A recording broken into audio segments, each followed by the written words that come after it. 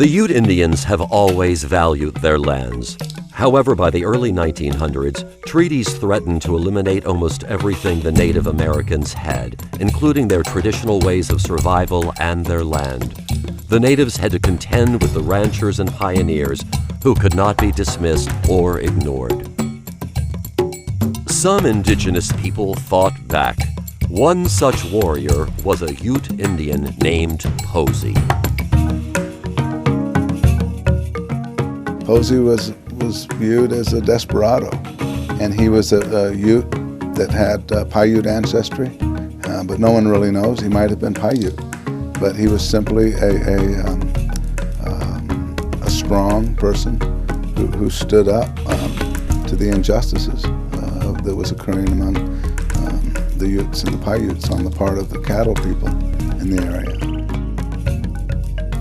Friction, threats, counter-threats, and depredations ensued, with violence breaking out in 1915 and 1921, at which times settlers killed or wounded small numbers of Utes and Paiutes. By 1923, Posey had become the symbol of this mutual antagonism. Approximately 60 years old, Posey had been involved in the previous conflicts, acquiring a reputation for arrogance and thievery.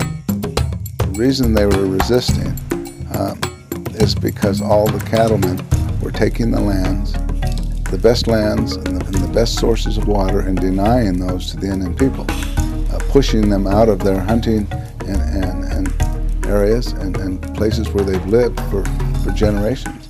The tension came to a head when a local sheriff arrested 2 Utes for stealing a sheep, killing a calf, and burning a bridge.